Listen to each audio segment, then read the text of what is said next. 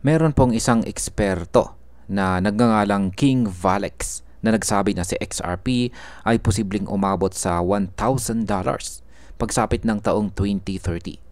Para sa karamihan, mukhang malayong mangyari ito, pero ayon sa kanya, dapat itong suriin ng mas malalim. Ginamit niyang halimbawa ang naging pag-angat ni Ethereum noong nagkaroon ito ng tinatawag na DeFi moment, kung saan tumaas po ang presyo nito hanggang $4,000. Sa ngayon, hindi pa nararanasan ni XRP ang ganitong eksena. Kung sakaling mangyari ito, malaking posibilidad na lumipad ang presyo ni XRP. Ang ganito pong prediction ay nagdadala ng hype sa mga investors. Kapag marami pong naniniwala na pwedeng mangyari, mas tumataas ang demand sa token na posibleng magbigay ng upward momentum. Kaya yan po ang siyang ating pag-uusapan sa video na ito, pero bago po tayo magpatuloy ay pakibasa na lamang po muna ang disclaimer dito po sa ibaba ng ating screen. Yan, nasaan na ba si XRP sa market ngayon? Ayan, sa kasalukuyan, si XRP po ay nasa presyong $2.90 at may market capitalization po siya na nasa $171.5 billion. Noong unang bahagi po ng August, nakarating pa siya sa $3.32 bago bumalik sa mas mababang presyo. Ibig sabihin, naroon ang interest ng mga traders pero may halong pag-iingat. Sa kabila nito, si XRP po ay patuloy na nasa top 10 cryptocurrencies sa buong mundo dahil malakas pa rin ang liquidity at suportado ng malawak na community. Sa market impact, ang kasalukuyang presyo ay matibay na ranking ni XRP. Yan, at matibay po na ranking ni XRP ay nagpapakita na may base support ito. Ang stability na ito ay nakakainganyo sa mga institutions at saka long-term holders. Ngayon ay ano po ba ang nangyari sa kaso ni Ripple laban sa SEC? Ayan, ang pinakamalaking turning point para kay XRP ay ang pagtatapos ng kanyang matagal na laban sa US Securities and Exchange Commission. Sa halos 5 taon, ang kaso ang nagbigay ng malaking bigat kay XRP at nagpabagal ng kanyang paglago.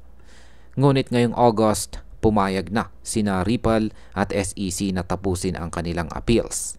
Nagbayad po si Ripple ng $125 million na penalty at pumayag sa ilang restrictions sa institutional sales. Pero ang pinakamalagang ruling ay nanatili. Hindi itinuturing na security sa XRP sa secondary trading. Sa madaling salita, malinis na ang pangalan ni XRP para makapagpatuloy sa kanyang expansion. Kaya sa market impact, ang paglilinaw na ito ay nag-alis ng malaking hadlang. Kapag wala ng takot sa legal risk, mas marami pong investors at institutions ang handang pumasok kay XRP. Ano naman po ang oportunidad ni XRP sa DeFi? Kung titignan po natin ang naging kwento ni Ethereum, lumipad po ang presyo nito dahil sa kanyang domination sa DeFi o decentralized finance. Dito pumasok ang lending, borrowing at trading apps na walang middleman. Samantalang si XRP, wala pa noong umpisa ay nakatutok sa payments, liquidity at saka cross-border payments. Ayan, mula pa nung umpisa ay yan po yung kanyang mga tinutukan. Ngayon, pinapakita po ni King Valex na hindi pa nakakaranas ng sariling DeFi moment itong si XRP. Ayan, kung may mga sinyalis na unti-unti itong pupunta roon, lumalawak po ang XRP ecosystem sa pamamagitan ng tokenization projects, stablecoin adoption tulad po ng RLUSD at potensyal na paggamit ng smart contracts sa pamamagitan po ng sidechains. Kung magtatagumpay po ang mga ito, posibleng sundan ni XRP ang naging landas ni Ethereum. Kaya pagdating po sa market impact, kapag nagkaroon po ng DeFi expansion itong si XRP, tataas po ang kanyang gamit at demand. Ito ang maaring magbukas ng pinto para sa mas malaking pag-angat ng presyo. Ayan. Ano naman po ang mga forecast para kay XRP sa hinaharap? Ayan. Kung babalikan po ang mga forecast ng ibang analyst, may konserbatibo ang kanilang pananaw. Ayan, konserbatibo po ang kanilang pananaw. Ayon po sa CoinCodex, sa XRP ay maaring nasa average na $3.13 sa pagtatapos ng taong 2025 na may posibleng mataas na $3.50. Ang ibang optimist ay nakikita siyang pwedeng umabot sa $9.50 hanggang $49 sa medium term. Gayunpaman, mayroong ding mga mas matapang na prediction. Isang halimbawa ay si Dominic Kwok, na co-founder po ng EC, na nagsabi noon na posibleng maabot na XRP ang $1,000 pagsapit ng taong 2030. Yan, pero para mangyari ito, kailangan po ng XRP na kailangan po niya ng napakalawak na adoption sa DeFi, global remittances, institutional settlements at posibleng maging bahagi pa ng central bank at sovereign payment systems. Kaya ang market impact po nito ay kapag nagsimulang makipag-partner si XRP sa malalaking institutions at gobyerno, dito pwedeng magkaroon ng tunay na pagbabago sa presyo. Ngayon ay ano po ang kahulugan ng prediction na ito? Ang sinasabi po ni King Valex ay hindi lamang tungkol sa presyo. Yan, meron po siyang pinost dito. Yan, sabi niya, XRP yes by 2030 will go to $1,000 simply because it hasn't had its DeFi moment yet, the way it did and is at 4K. All because XRP had years of court. Meron na rin po siyang pinost dito na isang short clip. Panoorin po natin. 200 billion. And they haven't had that DeFi moment yet. And I think it's the first time I'll say it, but I think XRP is heading to $1,000 by 2030. So for me, it's a super important project, and actually probably one of the most important projects out there at the moment. 200 billion. Yan. Ang malaga po rito ay ipinapakita nito ang kwento ni XRP na matagal na naipit sa legal na laban.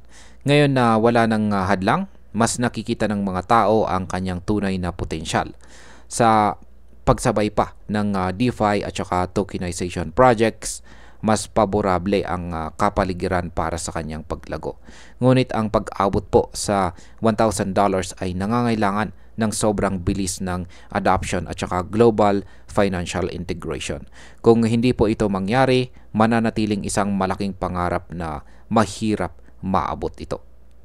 Ayan, sa market impact, habang marami pong traders ang dadalhin ng optimism, dapat pa rin silang mag-ingat dahil ang sobrang taas na expectations ay pwede pong magdulot ng volatility. At ayan, bilang panghuli, para po sa akin ay napakalakas ng pangarap na makitang umabot si XRP sa presyong $1,000 pagsapit po ng taong 2030. Totoo na natanggal ang malaking bigat mula sa kaso ng SEC at malaking bagay po yan para sa kanyang kinabukasan. Totoo rin na malaki ang potensyal na XRP kung makakapasok po siya sa DeFi at saka tokenization. Pero dapat din nating tandaan na hindi ito madali. Kung mangyayari man, hindi ito overnight. Kailangan po ng matitinding partnership, adoption at suporta mula sa global financial system. Para po sa mga traders at investors, mainam na makita natin ito bilang inspirasyon, pero wag po tayong agad mag-expect ng sobrang taas na presyo. Ang mas makatotohanang tingnan po rito ay ang medium-term growth na nasa presyong $10 hanggang $50 kung tuloy-tuloy ang expansion. Sa kabuuan, ang mahalaga po ay malinaw na mas maganda ang kinabukasan ng XRP ngayon kung kaysa sa dati. Kung magpapatuloy po ang kanyang momentum, pwedeng ito ang maging pinakamalaking yugto ng kanyang kwento. At ayan, hanggang dito na lamang po tayo sa video na ito mga ka-crypto. Marami pong salamat sa panonood. Ingat po tayo lagi at God bless po sa ating lahat.